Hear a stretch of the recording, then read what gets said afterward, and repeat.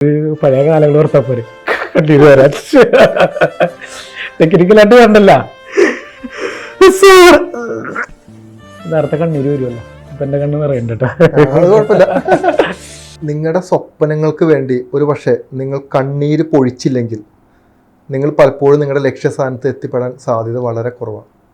പല ആളുകളും നമ്മൾ ഇന്ന് കാണുന്ന അവരുടെ സ്വപ്നങ്ങളെ പിന്തുടരുമ്പോൾ അവർക്കുണ്ടാവുന്ന പല നഷ്ടങ്ങളും പിന്നീട് അത് നഷ്ടമായിട്ട് തോന്നില്ല.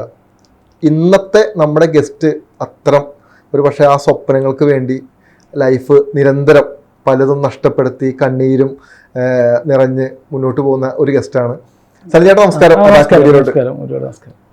സലിൽ ചേട്ടാ നമുക്ക് ഡയറക്റ്റ് പോവാം. ഒരു പക്ഷേ പ്രേക്ഷകർക്ക് പലർക്കൊക്കെ ചിലപ്പോൾ പരിചയം ഉണ്ടാവുമായിരിക്കും, എങ്കിൽ പോലും കുറെ പ്രേക്ഷകർക്ക് പരിചയം ഇല്ലാത്ത ഒരു മേഖല എല്ലാവർക്കും ഒന്ന് പരിചയപ്പെടുത്തോ ഫസ്റ്റ്? എൻ്റെ പേര് സലിൻ ഗീതാരം. ഞാൻ ഒരു 10-22 വർഷമായിട്ട് മലയാള സിനിമയിലെ ചലച്ചിത്ര പിന്നണി ഗായകൻ പ്രദീപേട്ടൻ്റെ കൂടെയാണ്. 22 അദ്ദേഹത്തിൻ്റെ കൂടെ സഹായിയായിട്ടൊക്കെ അങ്ങനെ നിൽക്കലാണ്. പിന്നെ ചെറുതായിട്ട് പാടും, കുറച്ച് പാട്ടുകളൊക്കെ എഴുതാറുണ്ട്, ചെറിയ ഗാനമേളയിലൊക്കെ ഇങ്ങനെ പാടും. ഓക്കെ. വീട് കൈതാരത്താണ്. കൈതാരം ഒരു കൊച്ചു ഗ്രാമം, നല്ല ഭംഗിയുള്ളൊരു ഗ്രാമമുണ്ട്. ഞാൻ തുടക്കം പറഞ്ഞതുപോലെ ലൈഫിന്റെ അല്ലെങ്കിൽ നമ്മുടെ ജീവിതത്തിൽ ഒരു സ്വപ്നം ഉണ്ടല്ലോ എപ്പോഴും. പലപ്പോഴും പല ആളുകളും ജീവിതത്തിൽ സ്വപ്നങ്ങൾക്ക് വേണ്ടി പൊരുതുമ്പോൾ പരാജയപ്പെട്ടു പോകുന്നത് അവരുടെ ബുദ്ധിമുട്ടുകൾ വരുമ്പോൾ, അല്ലെങ്കിൽ നിസ്സഹായാവസ്ഥ, ഇനി എന്ത് ചെയ്യണം എന്നുള്ളൊരു ചോദ്യം നമ്മുടെ മുന്നിൽ പലപ്പോഴും വരും. അവിടെയാണ് ഈ പരാജയപ്പെട്ടു പോകുന്നത്. അവിടെ ഈ സ്വപ്നങ്ങളെ പൂവണിക്കാതെ പലപ്പോഴും അവരങ്ങ് തകർന്ന് ഒരു പക്ഷേ ജീവിതമൊക്കെ അങ്ങ് മടുപ്പിലോട്ട് പോകുമ്പോൾ പലപ്പോഴും കാണാറുണ്ട്. സലിൻ ചേട്ടന്റെ കഥ എന്താ ശരിക്കും? അല്ല, ഞാൻ ഒരുപാട് റോഹിത് ചേട്ടൻ പറഞ്ഞ പോലെ ഒരുപാട് പരാജയപ്പെട്ട ആളാ. കാരണം പരാജയം എന്താണെന്നാണ് നമുക്ക് കേൾക്കേണ്ടത്. പരാജയം എന്ന് വെച്ചാൽ നമ്മൾ ബേസിക്കലി ഒന്നുമല്ല. അച്ഛൻ അമ്മ എല്ലാവരും പാടത്തെ പണി, കൂലിപ്പണി, അങ്ങനെ കഷ്ടപ്പെട്ടാണ് അച്ഛൻ്റെ അമ്മയുടെയും കൂടെ പഠിക്കൊക്കെ പോയാണ് പഠിച്ചത്. 9ാം ക്ലാസ് 8ാം ക്ലാസ് മുതൽ പാടത്ത് പണിക്കും. അച്ഛൻ നന്നായിട്ട് പാടും, നല്ല കവിതകളൊക്കെ എഴുതും. അപ്പോൾ അതൊക്കെ ഭയങ്കര ഇൻസ്പിറേഷനാണ് നമുക്ക്. അപ്പോൾ ദാരിദ്ര്യം അതൊക്കെ നമ്മുടെ കൂടപ്പിറപ്പാണ്. അതിലേക്കിപ്പോൾ ഇതിൽ പറയണതിന് ഒരു വിഷമില്ല. അപ്പൊ അങ്ങനെ ഈ ദാരിദ്ര്യം എന്ന് പറയുമ്പോഴേ ഒരു പക്ഷേ ആളുകൾക്ക് അത് മനസ്സിലായിട്ടില്ല. അവരുടെ വിചാരം നമ്മൾ ആഗ്രഹിച്ച ഭക്ഷണം കഴിക്കാൻ പറ്റാത്തതാണ്. എന്താണ് ശരിക്കും ദാരിദ്ര്യം എന്ന് പറഞ്ഞത്? ശരിക്കും അനുഭവിച്ചിട്ടുണ്ട്. കാരണം അച്ഛനും അമ്മച്ചും പാടത്ത് പഠിക്കുവാണ്. അപ്പൊ അവരുടെ വരുമാനം കൊണ്ട് മാത്രം ഞങ്ങൾ 3-4 പേര് പഠിക്കുക. അപ്പോൾ അത് കണ്ടു നിൽക്കാൻ നമുക്ക് പറ്റാണ്ടാവുമ്പോൾ അവരുടെ കൂടെ പണിക്ക് പോകും. ഞാൻ ഇപ്പോഴും പോവും. ഇപ്പോൾ പ്രോഗ്രാം ഇല്ലാത്ത സമയത്ത് ഇപ്പോഴും പണിക്കും. അപ്പോൾ അങ്ങനത്തെ ഒരു കാലഘട്ടം ജീവിതത്തിൽ നല്ല പരാജയമായിരുന്നു. റോഹിത് പറഞ്ഞ പോലെ നല്ല പരാജയമായിരുന്നു. അവിടെ നമുക്ക് ഭയങ്കര ഇൻസ്പിറേഷൻ എന്ന് വെച്ചാൽ കുറേ സൗഹൃദങ്ങൾ, ബന്ധങ്ങൾ, അങ്ങനെ ഇങ്ങനെ പയ്യെ എന്തായിരുന്നു ഒരു ആഗ്രഹം ജീവിതത്തിൽ? അല്ല, അന്ന് ആഗ്രഹം അച്ഛൻ പാടുമ്പോൾ കൂടെ പാടും, പിന്നെ പഠിച്ച് എന്തെങ്കിലും ജോലി. ശരി, ഏറ്റവും ഇഷ്ടപ്പെട്ട ഒരു പാട്ട് നമുക്ക് തുടങ്ങാം. ഇഷ്ടപ്പെട്ട പാട്ടെന്ന് വെച്ചാൽ മണിച്ചേട്ടൻ്റെ എന്ത് വേണേലാവട്ടോ, അല്ലെങ്കിൽ അച്ഛനെ ഏറ്റവും ഇഷ്ടപ്പെട്ട ഒരു പാട്ടായിക്കോട്ടെ. അച്ഛൻ സ്ഥിരം വേദികളിൽ സ്ഥിരം പാടുന്നൊരു പാട്ടുണ്ടായിരുന്നു. അനുരാഗാനം പോലെ അഴകിൻ്റെ അല പോലെ ആരു നീ ദേവതേ. അനുരാഗാനം പോലെ അഴകിൻ്റെ അല പോലെ ആരു നീ ദേവതേ. എത്ര സഹോദരങ്ങളാ വീട്ടില്? ഞങ്ങളൊരു 4 പേരാ. ഏറ്റവും ഇളയ ആളാണ്? ഇല്ലല്ല, ഞാൻ മൂന്നാമത്തെ ആളാണ്. അച്ഛൻ നന്നായിട്ട് പാടും, കവിത എഴുതും. പിന്നെ കല്യാണ വീടുകളിലൊക്കെ ഇങ്ങനെ കാണുമ്പോൾ നമുക്ക് അതാണ് ഇൻസ്പിറേഷൻ. അച്ഛനുണ്ട്. എത്ര വയസ്സായി ആൾക്ക്? അച്ഛനൊരു 10-70 വയസ്സുണ്ട്. ഇപ്പൊ ഏറ്റവും വലിയ ആഗ്രഹമായിരുന്നു അമ്മയ്ക്ക്, ഞാൻ എവിടെയെങ്കിലും ഒക്കെ കലാരംഗത്ത് എത്തണമെന്നൊക്കെ. അമ്മ പെട്ടെന്ന് വിട്ടുപോയി. അമ്മയായിരുന്നു നമ്മുടെ എന്താ റോഹിത് പറഞ്ഞ പോലെ. എന്നിട്ട് നമ്മൾ അവിടെ നിന്ന് കയറി വരികയാണ്. പിന്നെ നമുക്ക് ഒരു പഠന കാലഘട്ടത്തിൽ ഏറ്റവും അനുഭവിച്ചൊരു സ്ട്രഗിൾ എന്തായിരുന്നു? പഠനകാലത്തൊക്കെ നമ്മൾ ഭയങ്കര ഒന്നുമില്ലായ്മന്നല്ലേ പോണത്.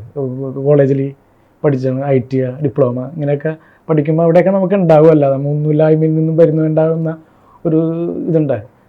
അത് നമ്മൾ ആരും കുറ്റം പറയാൻ പറ്റില്ല. നമ്മുടെ ജീവിത സാഹചര്യം, പണിക്ക് പോകണം, പിറ്റേ ദിവസം ക്ലാസ്സിൽ പോകണമെങ്കിൽ പണിക്ക് പോകണം, ഇടയ്ക്ക് ക്ലാസ്സിൽ പോകില്ല. ഞാൻ ഓട്ടോമൊബൈൽ ട്രേഡ് പഠിക്കണത് കൂനമാവ് ചാവറാച്ചൻ അവിടെ പഠിക്കുമ്പോൾ ഞാൻ ഇടയ്ക്ക് ക്ലാസ്സിൽ പോകുള്ളൂ, കാരണം അച്ഛൻ്റെ ഇവിടെ പണിക്കൊക്കെ പോകും. പിന്നെ അങ്ങനെ വെച്ചിട്ട് പറഞ്ഞ പോലെ നല്ല പരാജയത്തിൽ നിന്നാണല്ല ശ്രീനിധി സാറൊക്കെ പറഞ്ഞ പോലെ. പഠിക്കണം എന്നൊരു ചിന്ത വന്നത് എപ്പോഴാണ്? അല്ല, പഠിക്കണം എന്ന് പറഞ്ഞാൽ നമുക്ക് പഠിച്ചില്ലെങ്കിൽ ബേസിക്കലി ഒന്നും ഇല്ലെങ്കിൽ നമുക്ക് ഒത്തൂലല്ല അല്ലേ. ഇപ്പോൾ ഞാൻ KSRTC ജോലിക്ക് കിട്ടാൻ കാരണം നമ്മൾ പഠിച്ചോണ്ടല്ലേ, സർക്കാർ സ്ഥാപനത്തിൽ ജോലിക്ക് കയറാൻ. അപ്പം പണിക്ക് പോകുമ്പോൾ നമ്മൾ പഠിക്കും. പഠിത്തം കഴിഞ്ഞ് വന്നാലും വൈകുന്നേരം പണിക്ക് പോകും. പാടത്ത് സമയമൊന്നുമില്ലല്ലോ, പാടത്തെ പണിയൊക്കെ അറിയാലോ. പിന്നെ അതിന് നോക്കും ഇതൊന്നുമില്ല. ഇപ്പോഴും ഞാൻ വീശാനൊക്കെ പോകും. ഇപ്പോൾ വീശാൻ ഫേസ്ബുക്കിലൊക്കെ ഇടുമ്പോൾ ഒത്തിരി പേരൊക്കെ വിളിക്കാറുണ്ട്. അതിന് നമുക്ക് മടിയൊന്നുമില്ല. പിന്നെ ഇങ്ങനെ പാടി ഇങ്ങനെ നടക്കുമ്പോഴാണ് പാട്ടുകാരനായ പ്രദീപേട്ടന, ഇന്നത്തെ പ്രദീപ് പള്ളൂരത്തിനാ വർഷങ്ങൾക്ക് മുമ്പ് കാണുന്നത്, ഒരു വേദിയിൽ വെച്ച് കാണുന്നത്. അന്ന് തന്നെ കൂടെ നിർത്തിയതാണ്, ഇന്നുണ്ട് കൂടെ നിർത്തി. ശരി, എപ്പോഴാണ് സിനിമാമോഹം വരുന്നത്? സിനിമാമോഹം എന്ന് പറഞ്ഞ് പ്രത്യേകിച്ചൊന്നും ഉണ്ടായില്ല. ഞാൻ പാട്ടൊക്കെ പാടി നടക്കുമ്പോഴാണ് ആടൊക്കെ ചെയ്യുന്ന ഡയറക്ടർ ലാൽപ്രിയൻ, പിറവത്തുള്ള കാരണം, പുള്ളിയാണ് എന്നെ ഒരു ദിവസം വിളിച്ചിട്ട് പറയണത് എറണാകുളത്തേക്ക് വാ. അപ്പോൾ പുള്ളി എന്നെ പല വേദികളിലും കണ്ടിട്ടുണ്ട്. പ്രദീപേട്ടൻ്റെ കൂടെ എവിടെ പ്രോഗ്രാമിന് പോലും കൂടെ പോകും. അപ്പം ഇങ്ങനെ ജോലിയുടെ ഇടവേളകളിലൊക്കെ പ്രദീപേട്ടൻ്റെ കൂടെയാണ്. വർഷങ്ങളായിട്ട് ഇങ്ങനെ പ്രോഗ്രാമിന് പോകും. ട്രൂപ്പുണ്ട്, സ്റ്റുഡിയോ ഉണ്ട് പ്രദീപേട്ടന്. അങ്ങനെയാണ് ഈ ഡയറക്ടർ എറണാകുളത്തേക്ക് വരാൻ പറയണത്. എന്നെ കണ്ട് ഞാൻ ചോദിച്ചാൽ എന്താണ്, അപ്പോൾ ഒരു ഷോർട്ട് മൂവി ചെയ്യുന്നുണ്ട്, അപ്പോൾ അതിൽ സലിനും പ്രദീപ് പള്ളുരുത്തിയാണ് അഭിനയിക്കുന്നത് പറഞ്ഞു. അപ്പോൾ ഞാൻ പ്രദീപേട്ടനും ഓക്കെ, ഞാൻ എന്ത് കാണിക്കാനാണ്, ഞാൻ ഇതുവരെ ഒരു ക്യാമറയുടെ മുമ്പിൽ പോലും നിന്നിട്ടില്ല, നീ അഭിനയിക്കുകയൊന്നും വേണ്ട, എനിക്ക് സ്ക്രിപ്റ്റൊന്നും തന്നിട്ടുണ്ടായില്ല. നോക്കിയപ്പോൾ നല്ലൊരു സബ്ജക്റ്റ്, കാശി എന്നും പറഞ്ഞൊരു എൻ്റെ ഈ രൂപത്തിന് പറ്റിയൊരു ക്യാരക്ടർ. അപ്പം എന്നോട് പറഞ്ഞു പ്രത്യേകിച്ച് ഒന്നും ചെയ്യണ്ട, വിക്കൊക്കെ വെക്കണം, ഒന്നും വേണ്ട, നിൻ്റെ ഈ രൂപം മതി. അപ്പോൾ പുള്ളി ഇതുപോലെ സുരാജേട്ടനെ വെച്ചൊരു പരസ്യം ചെയ്യാൻ വേണ്ടി തിരുവനന്തപുരത്ത് ഒരു ജയിലിലങ്ങനെ എന്തോ പരസ്യം ഷൂട്ട് ചെയ്യാൻ പോയപ്പോൾ അവിടെ വെച്ച് കണ്ട ഒരു ത്രെഡാണ് പുള്ളി അത് ഡെവലപ്പ് ചെയ്തിട്ടാണ് എൻ്റെ അടുത്ത് പറയണത്. അപ്പോൾ എനിക്ക് ലൊക്കേഷനിൽ വന്നിട്ടൊന്നും അറിയില്ല. കാശി കണ്ടിരുന്നാ? അപ്പോൾ അതിൽ ക്ലൈമാക്സ് സീനുണ്ട്, കരഞ്ഞൊക്കെ എടുക്കുന്ന സീനൊക്കെ ആയിരുന്നു. അപ്പോൾ അതാണ് ആദ്യം എടുക്കണത്. അപ്പം എന്നോട് ഈ സീനാണ് ആദ്യം എടുക്കണതെന്ന് പറഞ്ഞപ്പോൾ കോസ്റ്റ്യൂംസ് കൊണ്ടുവന്ന് ഗ്ലിസറിൻ കരയണ സാധനമാണുള്ളത്. ഞാൻ ഒന്നും വേണ്ട, കുഴപ്പമില്ല, കാരണം നമുക്ക് പഴയ കാലങ്ങൾ ഓർത്തപ്പോരെ കണ്ടിട്ട് വരാൻ, ടെക്നിക്കലായിട്ട് വേണ്ടല്ല, അതൊന്നും വേണ്ടല്ല, നമുക്ക് എന്തെങ്കിലും. ഞാനപ്പോൾ ഓക്കെ പറഞ്ഞിട്ട് ആദ്യത്തെ സീൻ തന്നെ നമുക്ക് ഇപ്പോൾ ഓർക്കുമല്ലോ, നമ്മൾ വന്ന വഴികൾ ചോദിച്ചേട്ടാ, യഥാർത്ഥ കണ്ണീര് വരുമല്ലോ, ഇപ്പം എൻ്റെ കണ്ണ് നിറയണ്ടേട്ടാ. അപ്പോൾ കുറേ ആളുകളുണ്ടല്ലോ പ്രദീപേട്ടനൊക്കെ അഭിനയിക്കുന്നതുകൊണ്ട് പിന്നെ അത്യാവശ്യം നല്ല രീതിയിലാണല്ലോ ഷോർട്ട് ഫിലിമൊക്കെ ചെയ്തത് കാശി. എൻ്റെ ഭാര്യയാണ് അത് പ്രൊഡ്യൂസ് ചെയ്തേട്ടാ. പ്രൊഡ്യൂസ് ചെയ്യുന്ന പറയുമ്പോൾ വലിയ തെറ്റൊന്നുമായിട്ടല്ല. അപ്പം അത് ചെയ്ത് കഴിഞ്ഞാൽ പിന്നെ സീനാണെന്ന് പറഞ്ഞ് അത് കണ്ടു കഴിഞ്ഞാൽ മനസ്സിലാവും അതിൽ ഞാൻ അഭിനയിച്ച ഒരു. അപ്പോൾ പുള്ളി ഒരു റിഹേഴ്സൽ തരാം, പിന്നെ ടേക്കാണെന്ന് പറഞ്ഞു. റിഹേഴ്സൽ പ്രദീപേട്ടൻ്റെ കണ്ണിൽ നോക്കി അഭിനയിക്കാം. പ്രദീപേട്ടൻ എനിക്ക് ടെൻഷനല്ല, ഞാൻ ക്യാമറയുടെ മുമ്പിലേ നിന്നിട്ടില്ല, ഫസ്റ്റ് ടൈം. അഭിനയിക്കാൻ അറിയാൻ പാടില്ല, ക്യൂ പൊസിഷനൊന്നും ഞാൻ അവിടെ വന്നുമ്പോഴാണ് അറിയണത്. അഭിനയിച്ച് ഓക്കെ ടേക്ക് പറഞ്ഞ്. അപ്പോൾ ക്യാമറ ചെയ്തേക്കണ സിനിമയൊക്കെ ചെയ്ത് ഒരുപാട് സിനിമ ചെയ്ത ആളാണ്, പാലക്കാടുള്ള അനിച്ചേട്ടൻ, അനിൽ കെച്ചാമി. ഇപ്പം കുറേ സിനിമ ചെയ്തിട്ടുണ്ട്. പുള്ളി പറഞ്ഞ് ധൈര്യമായിട്ടാണ് ചെയ്തെന്ന് പറഞ്ഞു.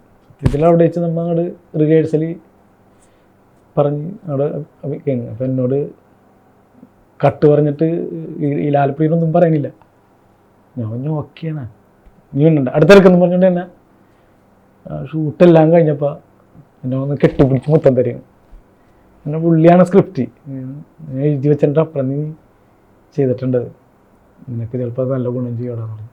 പക്ഷേ ആ കാശിയുടെ പൂജയൊക്കെ നടത്തിയപ്പോഴും ഞാൻ ഒരുപാട് പറവൂരുള്ള ഒരുപാട് ആർട്ടിസ്റ്റുകൾ, മനോജ്, ബീനച്ചിയുടെ ഹസ്ബൻഡ് മനോജ് ചേട്ടൻ, അങ്ങനെ ഒരുപാട് ആർട്ടിസ്റ്റ്, വിനോദ് ചേട്ടൻ, അങ്ങനെ ഒരുപാട് ആർട്ടിസ്റ്റുകൾ എടുത്തിട്ടുണ്ട്. പക്ഷെ എൻ്റെ അമ്മച്ചിനെ കൊണ്ടാണ് ഞാൻ തിരികെ എത്തിച്ചത്. അപ്പം അമ്മച്ചിയുടെ ഒരു ഇതുണ്ടായിരുന്നു അതിൽ. കാരണം കാശി കേരളത്തിൽ നിന്ന് മാത്രം 40ഓളം പുരസ്കാരം കിട്ടിയിട്ടുണ്ട്. ഒരു കഴിഞ്ഞ കാശി എന്ന് പറഞ്ഞ ആ ഒരു ഇതിലെ ചെറിയൊരു സീൻ സലിം ചേട്ടനോട് നമുക്ക് അഭിനയിച്ചപ്പോൾ കണ്ടു.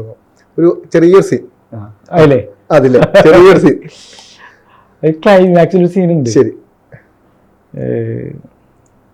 പ്രതിവേട്ടൻ എൻ്റെ മോളെയും കൊണ്ടേ ജയിലിൽ ഒരു അവാർഡ് കിട്ടിയൊരു കഥാപാത്രമായിട്ടാണ് പ്രതിവേട്ടൻ. അപ്പോൾ അതിൽ മകളായിട്ട് എൻ്റെ മകളെ വളർത്താൻ കൊണ്ടുപോകണ പ്രതിവേട്ടനാണ് ക്യാരക്ടർ, വളർത്താൻ കൊണ്ടുപോകുന്ന സീനാണ്. അപ്പോൾ അതിൽ പ്രതിവേട്ടൻ എന്നോട് ചോദിക്കുന്ന ഒരു ഇതുണ്ട്. അപ്പോൾ ആ ക്ലൈമാക്സിൽ ശരിക്കും പ്രതിവേട്ടൻ കൊച്ചിനെയും കൊണ്ടുപോകുന്ന സീനാണ് കേട്ടോ. അപ്പോൾ ഞാനൊന്ന് നോക്കാം. ശരി ശരി.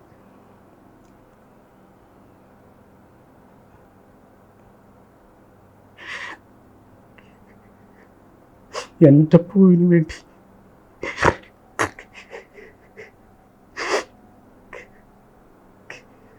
സാർ, എൻ്റെ മോൾ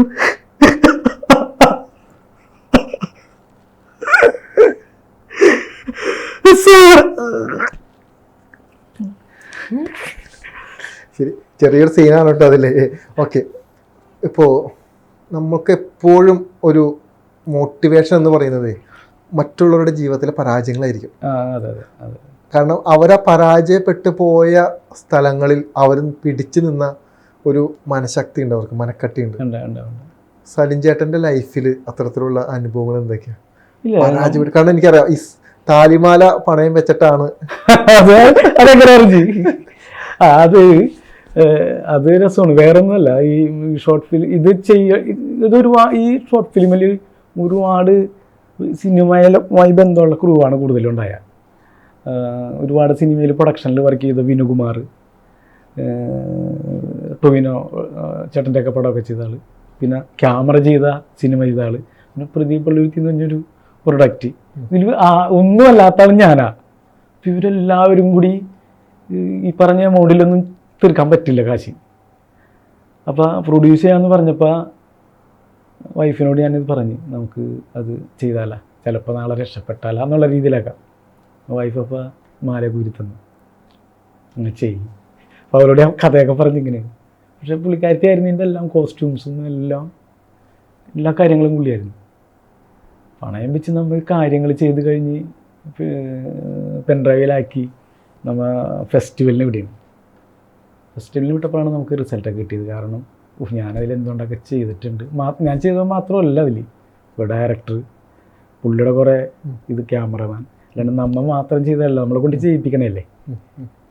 അപ്പോൾ അതൊക്കെ ഭയങ്കര ദൈവാനുഗ്രഹം തന്നെയായിരുന്നു. അതിന് ശേഷം സത്യം പറഞ്ഞു കഴിഞ്ഞാൽ കുറേ ഷോർട്ട് ഫിലിംകാർ വീട്ടിൽ വന്ന് അഭിനയിക്കാറ്, കുറേ പേര് നമ്മളുടെ ഇഷ്ടം കൊണ്ടും.